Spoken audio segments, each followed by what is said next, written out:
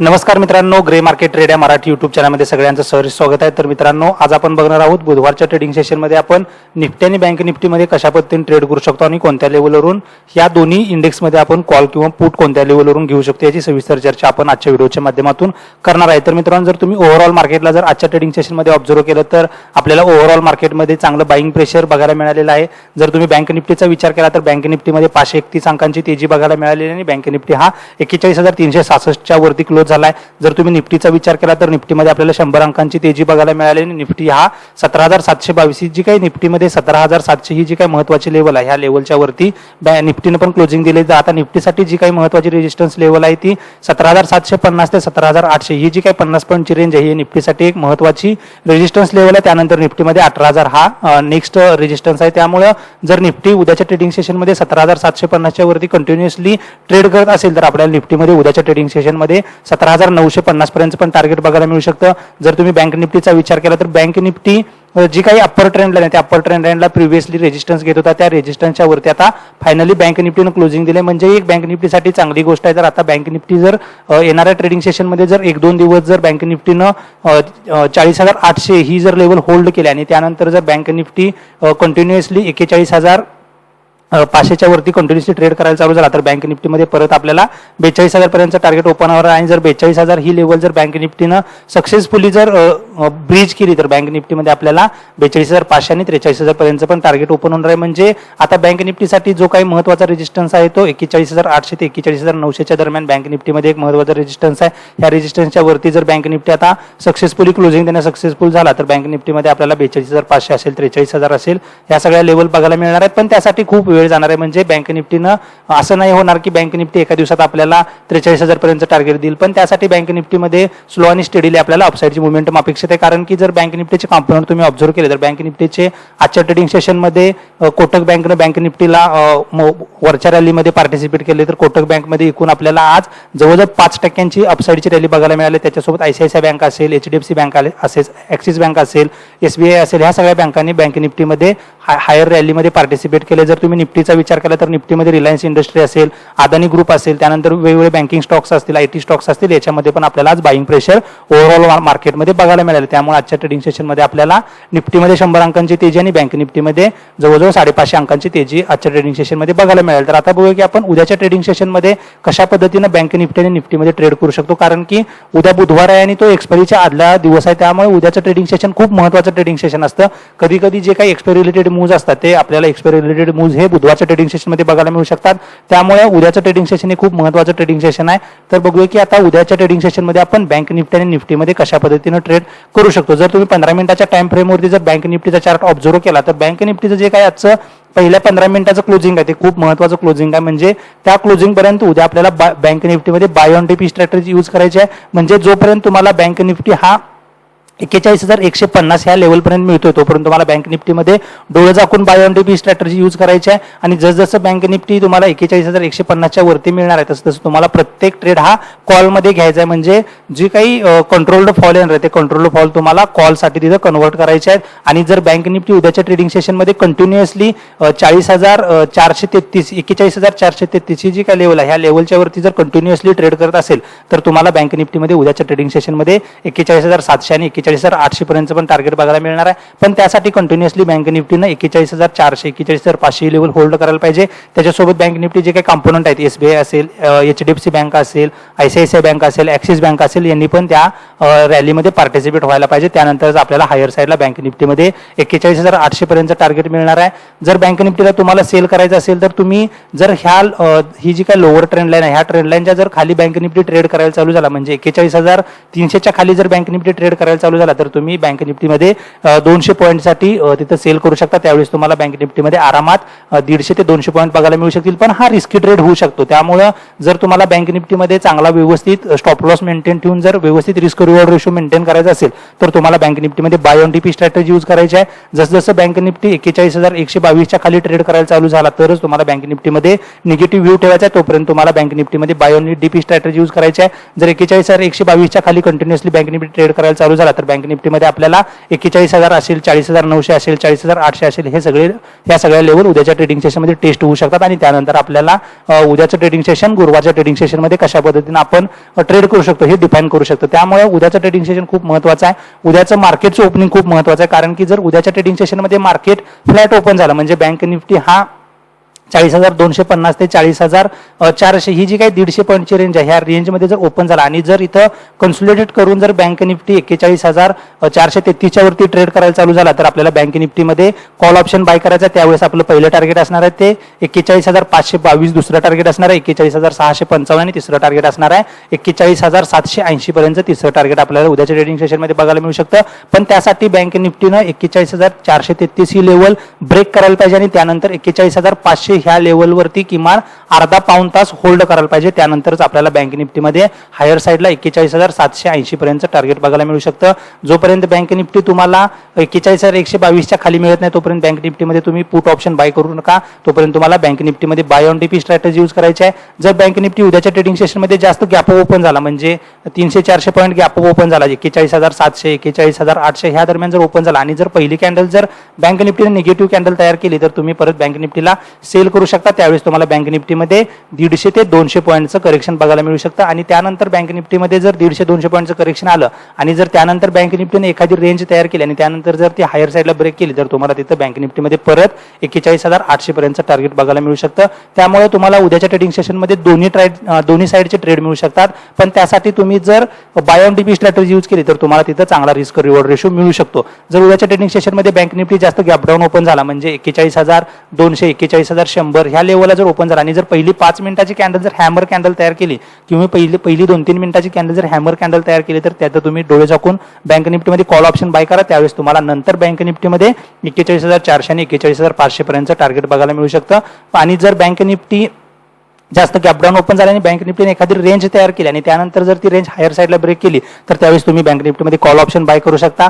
Bank Nifty जर सकाळच्या trading सेशनमध्ये गॅप ओपन झाला आणि त्यानंतर बँक निफ्टीमध्ये करेक्शन आलं आणि त्यानंतर जर छोटीशी रेंज तयार करून जर बँक निफ्टी हायर साईडला ट्रेड करायला चालू झाला तर त्यावेळेस तुम्ही बँक निफ्टीमध्ये कॉल ऑप्शन बाय करू शकता.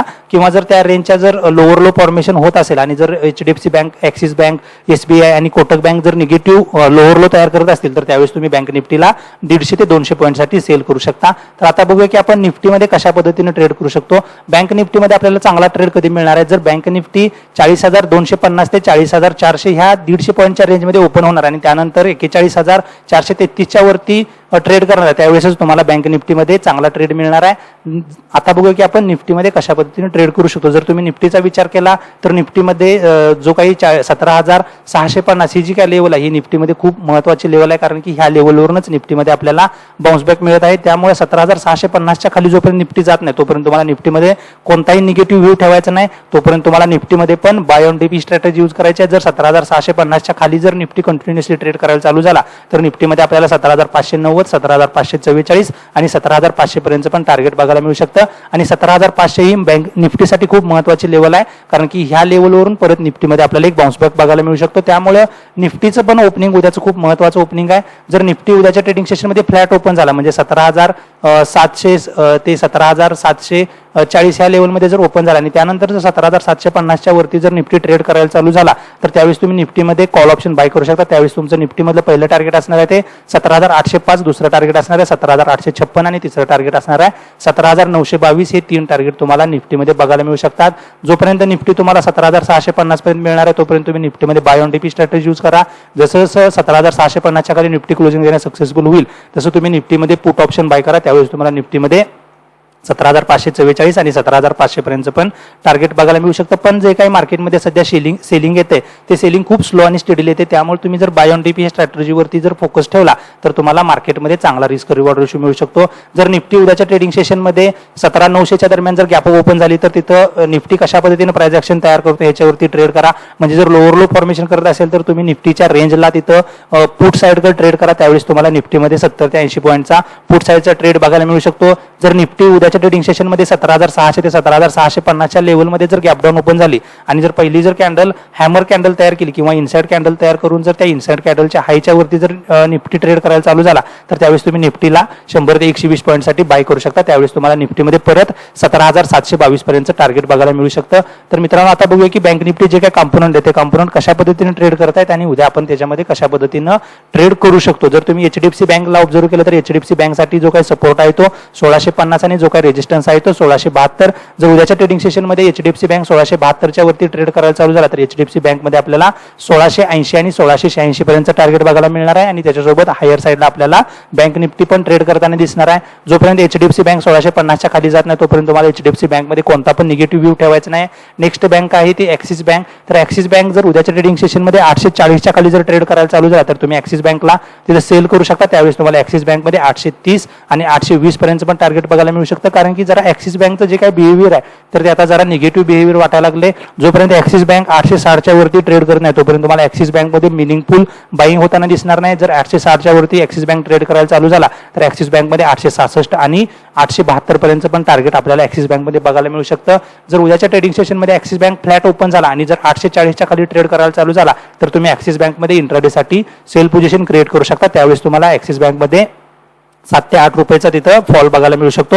नेक्स्ट बँक आहे ती आयसीआयसीआय बँक. तर आजच्या ट्रेडिंग सेशनमध्ये कोटक बँक सोबत आयसीआयसीआय बँकनं आपल्याला आउट परफॉर्मन्स दाखवलेला आहे. जर उद्याच्या ट्रेडिंग सेशनमध्ये आयसीआयसीआय बँक 887च्या वरती ट्रेड करायला चालू झाला तर आयसीआयसीआय बँकमध्ये आपल्याला 891 आणि 897 पर्यंत टार्गेट बघायला मिळणार नाही. जोपर्यंत आयसीआयसीआय बँक 860च्या खाली ट्रेड करत नाही तोपर्यंत तुम्हाला आयसीआयसीआय बँकमध्ये कोणताही निगेटिव्ह व्ह्यू ठेवायचा नाही. तोपर्यंत तुम्हाला आयसीआयसीआय बँकमध्ये बाय ऑन डिप ही स्ट्रॅटेजी यूज करायची आहे. नेक्स्ट बँक आहे ती एसबीआय. तर State Bank of India sir interesting point वरती इथे ट्रेड करते. जर उद्याच्या ट्रेडिंग सेशनमध्ये एसबीआय 533च्या वरती कंटिन्युअसली होल्ड करायला चालू झाला तर एसबीआय मध्ये आपल्याला एक बाईंग मोमेंटम बघायला मिळू शकतं. त्यावेळेस 537 आणि 546 पर्यंत पण टार्गेट आपल्याला एसबीआय मध्ये बघायला मिळू शकतं. कारण की एसबीआय गेली खूप दिवस झालं काय की त्याची जी काय 532 ते 520 ही जी काय लेवल आहे ही लेवल पूर्णपणे होल्ड करते. त्यामुळे जर 532 किंवा 534च्या वरती एसबीआय कंटिन्युअसली ट्रेड करायला चालू झाला तर आपल्याला एसबीआय मध्ये एक मिनिंगफुल बाईंग मोमेंटम बघायला मिळू शकतं. त्यावेळेस 540 आणि 545 पर्यंत पण टार्गेट एसबीआय मध्ये बघायला मिळू शकतं.